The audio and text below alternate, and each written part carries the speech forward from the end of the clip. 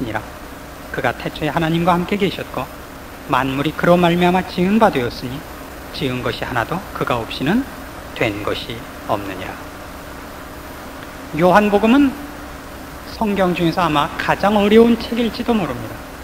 어느 성경보다도 어려운 것이 요한복음입니다.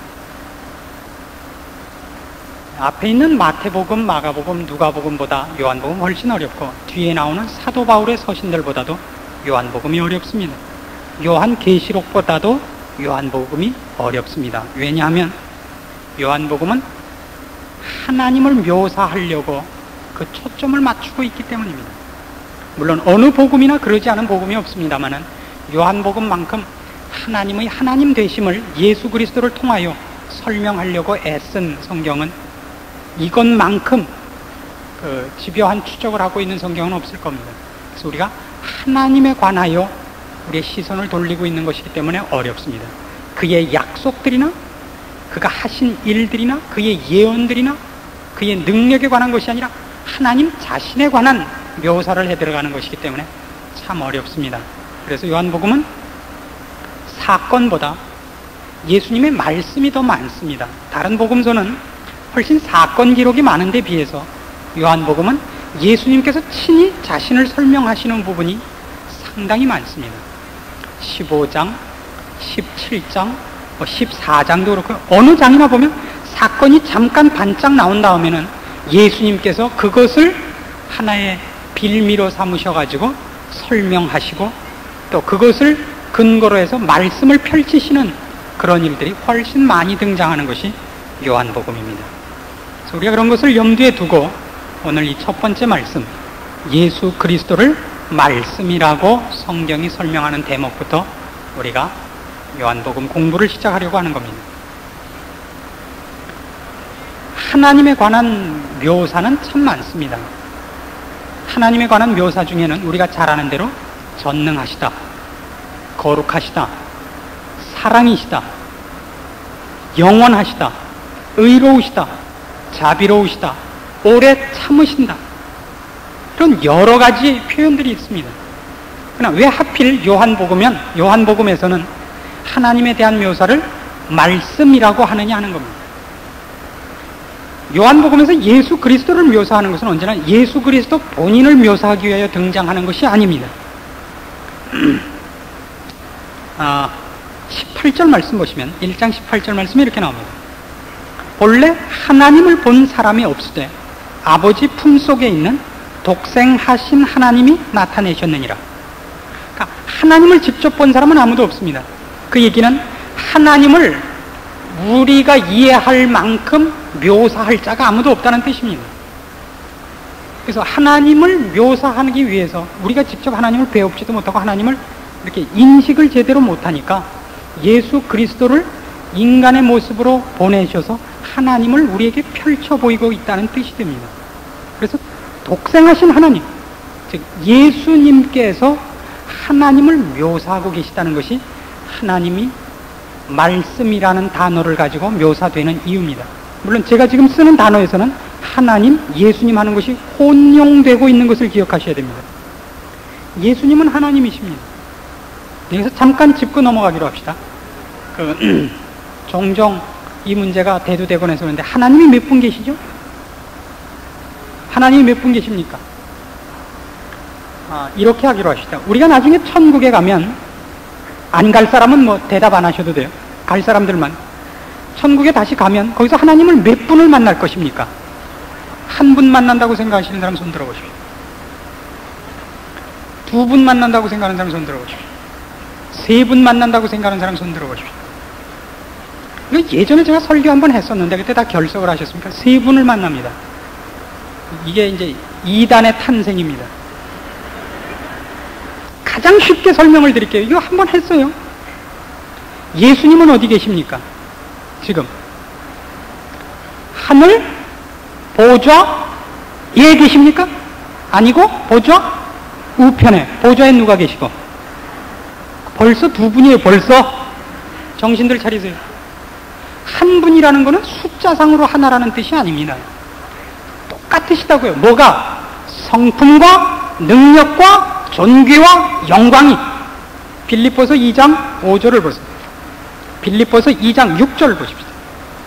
그는 근본 하나님의 본체시나 하나님과 동등됨을 취할 것으로 여기지 아니하시고 오히려 자기를 비워 종의 형체를 가져 사람들과 같이 되었다 그럽니다. 원래 하나님과 똑같은 본체라고요. 본체라는 말이 똑같다. 한 분이다 하는 하나라는 뜻은 숫자적으로 하나라는 뜻이 아니라 똑같다는 하나입니다. 저거 다 하나야. 우리말 그렇게 쓰죠. 저거 다 하나야. 저거 해태검 한 마음이야. 하나야. 둘이 똑같다는 얘기지 둘이 합쳐서 한 명이라는 뜻은 아닙니다. 또 둘이란 벌써 두 분이라는 걸 증명할 수 있어요. 9절 빌립보서 2장 9절 이러므로 하나님이 그를 지극히 높여 모든 이름 위에 뛰어난 이름을 주었대요. 누가? 하나님이 누구를? 예수님을. 벌써 두 분 하네요. 혼자서 다 하세요? 하나님도 됐다 예수님도 됐다 그래요? 혼자서? 그런 말장난이 어디 있어요? 예수님이 겟세마네 동산에서 잡히시기 전날 밤 기도를 하시면서 뭐라고 하시죠? 아버지여 할만하시거든 이 잔을 내게서 옮겨주시옵소서. 혼자 독백하시는 거예요 지금? 대상이 있다고요. 사도신경을 뭐라고 외워요? 한번 여러분 신앙 고백해보세요. 전능하사 천지를 만드신 하나님 아버지를 내가 믿사오며 그 외아들 우리 주 예수 그리스도를 믿사오니. 두 분이에요. 분명히 따로따로 얘기를 한다고요.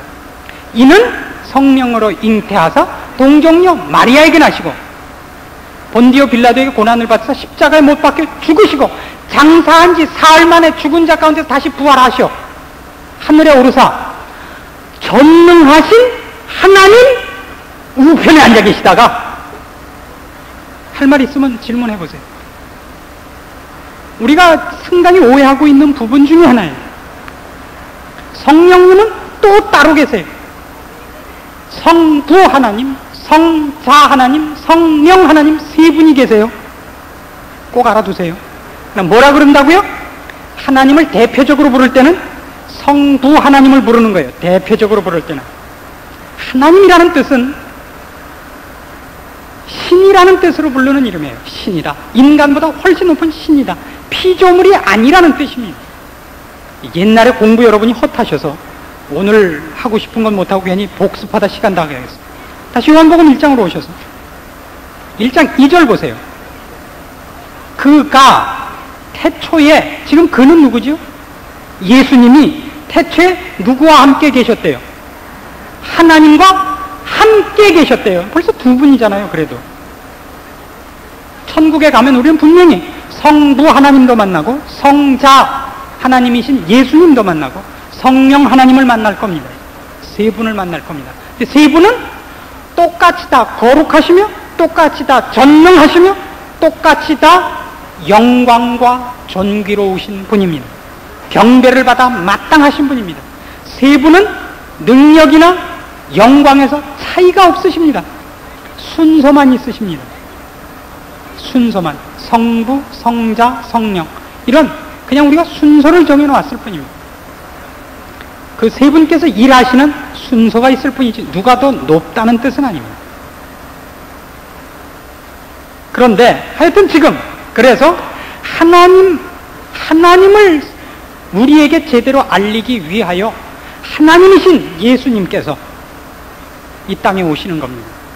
그래서 그 이름을 뭐라고 일컬음 받느냐 하면 요한복음에서는 말씀이라고 해서 말씀이라고 그 별명을 부여받는 이유가 이제 여기 펼쳐지는 내용인 것입니다.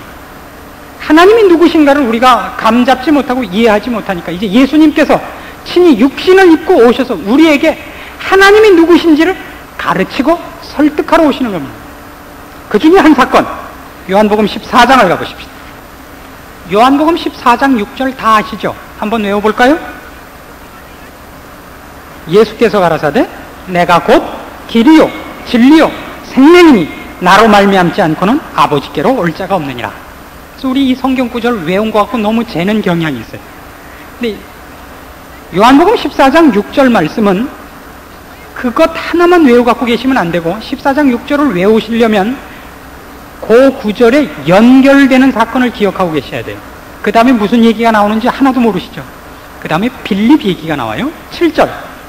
너희가 나를 알았더면 내 아버지도 알았으리로다. 이제부터는 너희가 그를 알았고 또 보았느니라.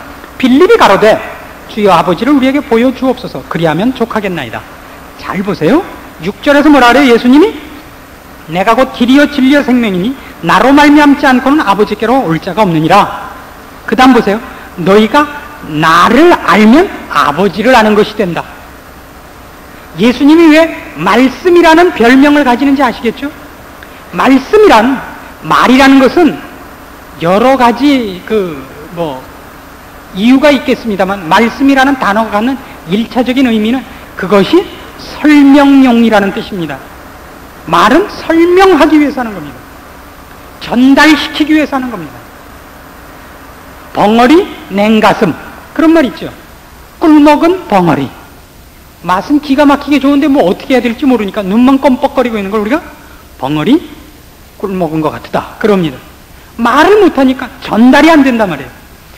예수님께서 말씀이라는 별명을 가지시는 것은 예수님이야말로 하나님을 우리에게 전달하고 설명하는 데 있어서 최고의 방법이시기 때문입니다. 지금 뭐라 하냐면 나를 본 자는 누구를 본 셈이라고요? 하나님을 본 셈이라고요. 복음서가 다른 성경과 달리 4개나 기록된 이유가 여기 있는 겁니다. 예수님한테 모든 초점을 모으셔야 됩니다. 예수님이 하신 말씀, 사건, 모든 것이 다 하나님을 우리가 이해할 수 있는 것들입니다.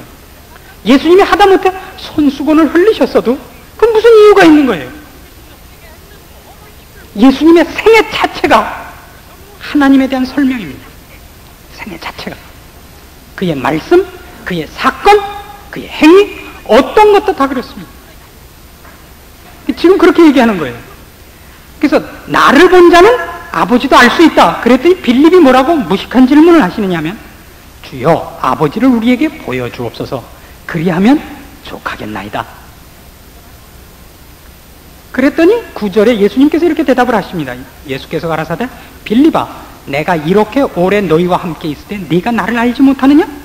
그 다음 보세요. 나를 본 자는 아버지를 보았거늘 어찌하여 아버지를 보이려 하느냐? 나는 아버지 안에 있고 아버지는 내 안에 계신 것을 네가 믿지 아니하느냐? 내가 너희에게 이르는 말이 스스로 하는 것이 아니라 아버지께서 내 안에 계셔 그의 일을 하시는 것이라. 참 기가 막힌 말씀입니다. 예수님이 말씀이시라. 아무도 하나님을 본 자가 없을 때 독생하신 하나님이 그를 나타내셨다. 그래, 이것만큼 멋있는 말씀은 없습니다. 예수님께서 이 땅에 오셔서 하신 행동들, 말씀들, 그래서 복음서에 나타난 예수님의 언행을 추적하는 것만큼 우리가 하나님에 대해서 더 잘 알 수 있는 방법은 없습니다. 정말 말씀이십니다. 가늠하다 현장에서 붙잡힌 여인을 용서하셨다. 예, 하나님이 그런 분이라는 뜻입니다. 지금은 용서하는 때다. 지금은 구원의 날이다. 아직 심판 아니다. 그러니까 지금 용서한다. 너는 돌이켜라. 다시는 이런 죄를 짓지 마라. 하나님이 지금 우리를 어떻게 대하시는가 하는 표본입니다. 나도 너를 정죄하지 아니하노라. 이해하시겠습니까? 하나님이 어떻게 우리를 지금 보고 계실까? 하나님이 나에게 원하시는 것이 뭘까? 주여, 주의 모친과 형제들이 찾아왔습니다. 누가 내 모친이요 내 형제냐? 하나님의 말을 듣고 행하는 자가 내 형제니라. 기가 막힌 말씀들이죠. 하나님이 오늘 우리에게 요구하는 것이 뭐냐? 천륜을 어기고 인륜을 어기라는 얘기는 아닙니다. 하나님께서 우리에게 무엇을 더 중요한 것으로 제시하고 계시며 무엇을 더 기뻐하는가 하는 것은 그런 말씀 속에 그대로 살아있습니다. 하나님의 요구들입니다. 그것이 예수님께서 이 땅에 오시는 이유입니다. 그래서 우리는 성경을 볼 때 사실은 가장 중요하게 봐야 할 책이 있다면 역시 복음서입니다. 하나님께서 이 땅에 오셨습니다. 그가 배고픈 자들을 만나셨습니다. 선생님, 이 사람들이 이제 끼니 때가 이미 2끼니가 지났는데 이대로 놔두면 굶어서 안 됩니다. 먹을 것을 먹고 오도록 보냅시다. 언제 가서 먹고 오겠느냐? 너희가 먹을 것을 나누어줘라. 그래서 우리가 잘 아는 오병이어의 기적이 일어납니다. 예수님께서 결단코 그 자리에서 자신이 누구인가를 과시하기 위하여 그 기적을 베풀지 않았습니다. 모두를 배불리기 위하여 그 기적을 베푸십니다. 복음서의 기록들 중에 예수님께서 병든 자를 고치시고 귀신을 내어 쫓으시는 이유 중에 큰 부분이 이런 겁니다.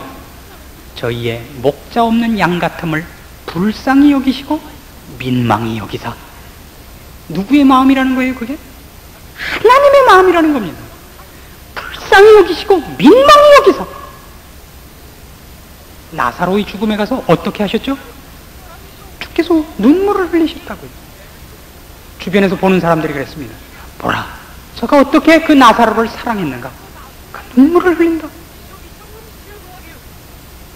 우리의 불쌍한 것을 죄 아래 노예가 됐기 때문에 사망의 권세 아래 있음을 분해하시는 예수 그리스도의 눈물을 보셔야 되는 겁니다. 그것뿐입니까? 예루살렘 성을 향하여 얼마나 안타까워하십니까? 예루살렘아, 예루살렘아, 암탉이 그 병아리를 모으듯 내가 너를 품으려고 얼마나 너에게 회개를 촉구했느냐. 얼마나 많은 선지자들이 와서 너희에게 회개를 요구했느냐. 너희가 듣지 아니하였도다. 한탄과 탄식하는 모습을 보십니까? 그것이 하나님의 마음이십니다. 복음서에 있는 하나님의 우리 눈앞에 나타나셔서 육신을 입고 안타까워하시고 분내시고 그리고 목숨 버려 우리를 사랑하신 일들을 보십시오. 그리고 놀라십시오. 십자가를 지시고 부활하사 흩어진 제자들을 찾아가시며 잡히시는 날 밤 베드로가 벤 말고의 귀를 다시 붙이시는 그 하나님을 여기서 발견하지 못하면 복음서를 읽는 보람이 없는 것입니다. 그것이 말씀이라는 단어가 갖는 무서운 내용들인 것입니다. 근데 여기엔 이런 무서움이 우리한테 또 하나 있습니다. 요한복음 17장으로 가보십시오. 15절 말씀부터 봅니다. 내가 비옵는 것은 저희를 세상에서 데려가시기를 위함이 아니요 오직 악에 빠지지 않게 보존하시기를 위함이니이다. 내가 세상에 속하지 아니함 같이 저희도 세상에 속하지 아니하였삼나이다. 저희를 진리로 거룩하게 하옵소서. 아버지의 말씀은 진리니이다. 아버지께서 나를 세상에 보내신 것 같이 나도 저희를 세상에 보내었고 또 저희를 위하여 내가 나를 거룩하게 하오니 이는 저희도 진리로 거룩함을 얻게 하려 함이니이다. 이게 18절에 있는 말씀이 중요합니다. 우리는 세상에 보냄을 받은 사람들입니다. 어떻게 보냄을 받았느냐면 성부 하나님께서 성자 하나님이신 예수 그리스도를 이 땅에 보내사 하나님 아버지를 설명하신 것 같이 그리고 그의 안타까움들과 그분이 원하시는 일을 수행시키는 일을 위하여 예수 그리스도를 보내신 것 같이 우리를 보낸다 그러면 그 같이라는 단어에다 동그라미를 치셔야 돼요. 아버지께서 나를 세상에 보내신 것 같이 나도 저희를 세상에 보냅니다. 이거예요. 그래서 우리는 신자는 말이죠. 이 세상에서 세상 속에서 유일한 말씀인 것입니다. 뭐에 대한? 기독교에 대한 유일한 말씀이에요. 내 말뿐만 아니라 내 판단, 내 행위, 내 모양이 그대로 기독교를 설명하는 것이라는 사실에 정신을 차리셔야 됩니다. 예수님께서 말씀으로 오시고 우리에게 하나님을 알게 하시고 그의 자녀로 부르시고 그가 우리에게 요구하시는 것을 다 넣어주셔서 우리에게 직거리 말씀을 넣어서만 보내는 스피커가 아닙니다.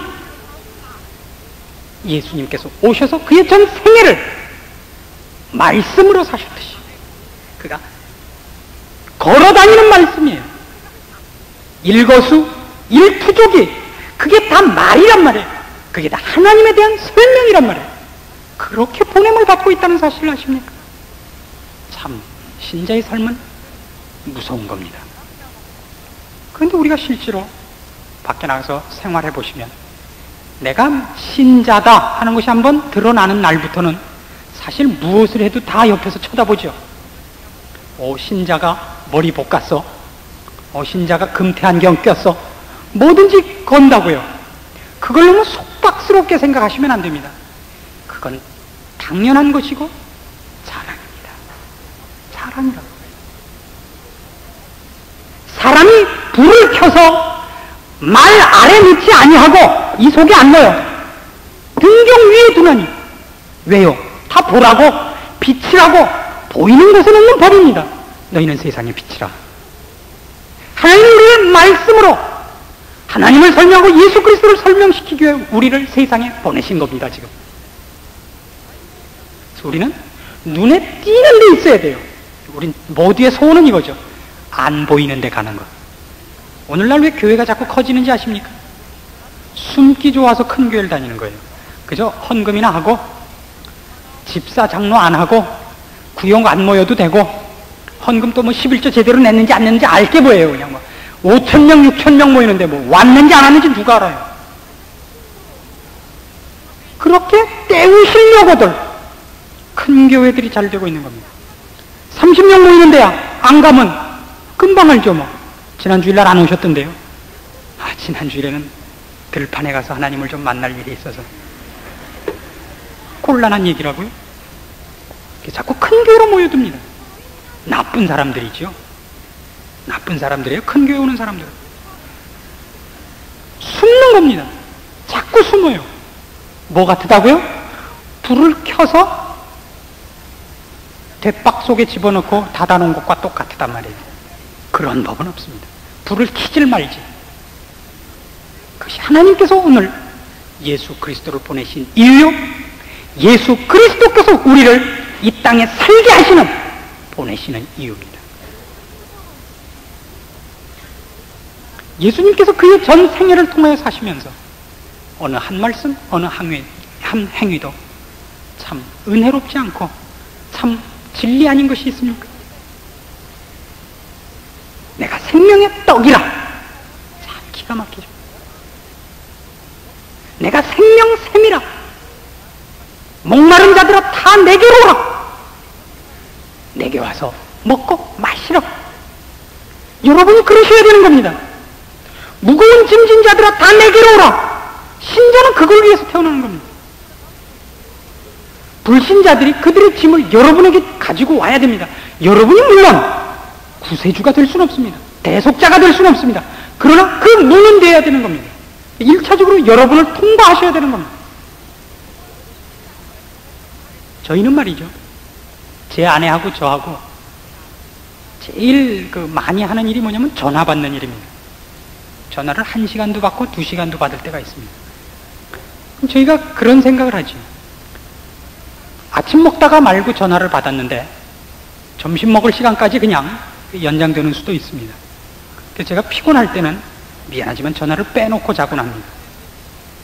할 수 없죠. 뭐 자다가 저는 밤에 한번 깨면 밤새 못 자고 이만 갈고 있다가 괜히 강대상에 올라와서 악을 쓰니까 여러분한테도 손해 아닙니까? 그래서 제가 할 수 없이 전화도 빼고 수면제를 먹고 자는 날도 있습니다. 그래도 이렇게 별로 건강한 얼굴이 아닌 겁니다. 그런데도 저희 같은 사람들한테 전화를 거는 사람이 있다는 것을 저희가 기쁜 마음으로 감수를 하는 겁니다. 전화 걸 일이 저희한테, 누군가가 저한테 전화 걸 일이 없다면 저는 살아있을 필요가 없는 사람이라는 뜻입니다. 아시겠습니까?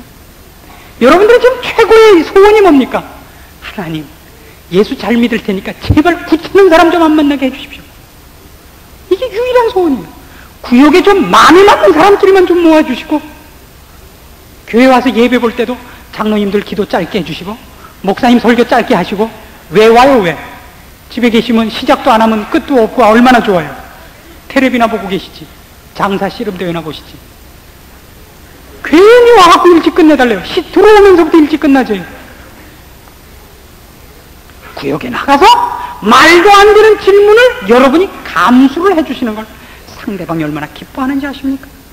저는 홍 목사님에 대해서, 홍 목사님하고 동력을 하면서 제가 배운 거 참 많은데 그 중에 제가 이것만은 정말 맨발 벗고 뛰어가도 못 쫓아가겠다. 물론 나이키 신으면 쫓아가겠죠. 그게 하나 뭐냐면 그 기다리는 겁니다. 그저 히프가 무거우셔가지고 한 번 앉으시면 천하 없어도 끄떡을 안 하세요. 저는 그걸 못해요. 제가 이 히프가 송곳같이 생겨가지고 저는 오래 앉아있질 못해요. 남이 뭐라 그러는 소리를 다 들으세요. 참 기가 막힌 인격입니다. 그걸 하실 수 있다는 건 기가 막힌 겁니다. 예수님이 그랬기 때문입니다. 예수님이 계시는 곳에는 하나도 쌩쌩한 사람은 안 찾아오는 겁니다. 누구만 오죠? 중풍병자, 귀신 들린 자, 이빨 빠져서 잇몸이 홀딱 곪은 자, 소경, 안진뱅이, 그 다음에 성한 사람은 누구죠? 바리새인, 서기관, 제사장들이 보낸 검사들. 잡아가려고 하는 사람 아니면 병자예요. 우린 이렇게 얘기해요. 유유상종이라. 유시민 유시하고만 논다. 친구를 보면 그 사람을 안다. 아니요! 신자는 그렇지 않습니다. 신자는 얼마나 많은 병신들 속에 있느냐가 그 사람의 신앙인격입니다. 아무도 돌보지 않는 사람에게 쌓여 있는 사람, 그가 잘하는 사람입니다. 있는 사람끼리 모이지 마세요. 있는 사람끼리 모이면 그건 얘기가 안 돼요. 없는 사람 속에 껴야 돼요. 있는 사람은 없는 사람 속에 끼기. 없는 사람은 있는 사람 속에 가서 못 낍니다. 그 거꾸로는 안 됩니다. 있는 사람이 없는 사람을 찾아가야지, 없는 사람은 있는 사람 못 찾아옵니다. 있다 없다는 꼭 돈만의 얘기는 아닙니다. 돈일 수도 있습니다. 지식일 수도 있습니다. 신앙입니다. 가장 크게 신앙입니다. 여러분, 신앙이 성장하고 난 다음에 제일 못 참는 게 뭐죠? 무식한 질문을 하면 그렇게 눈을 역삼각형으로 뜨고 쳐다봐요.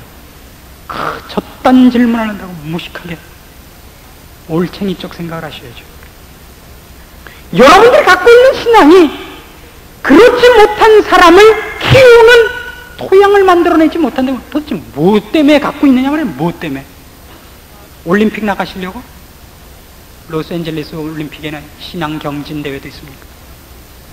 그것이 예수 그리스도가 말씀하시는, 예수 그리스도는 말씀이다.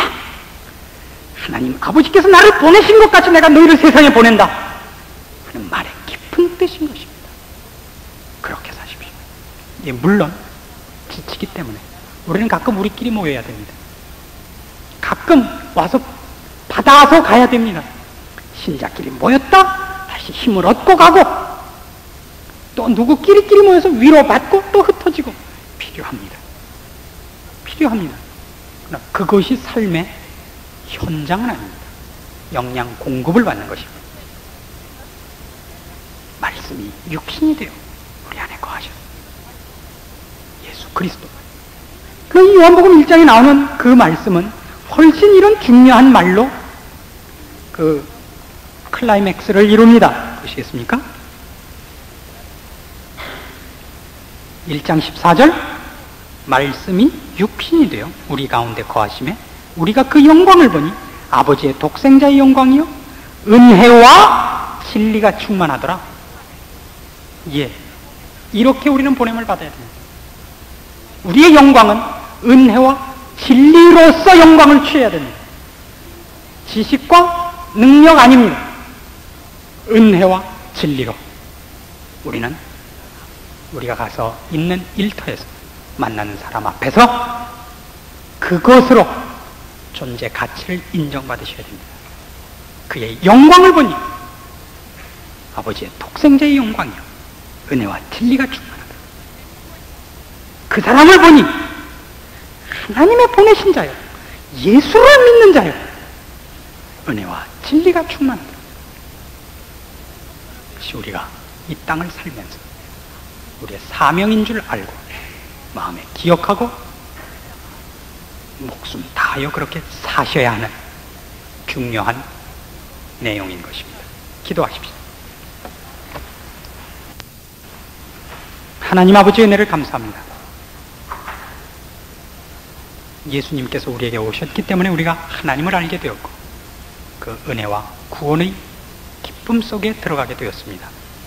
이제 주께서 우리를 또한 똑같은 방법과 이유로 이 땅에 살게 하시며 보내셨사오며 주께서 말씀으로 오신 것 같이 우리도 이제 우리의 전 생애를 우리의 행동과 말과 삶의 방향과 목적과 방법을 통하여 주 하나님만을 증명하며 모든 사람 앞에 은혜를 입히는 사람으로 살기로 결심합니다. 힘 주시옵소서, 승리케 하시옵소서. 예수님의 이름으로 기도합니다. 아멘.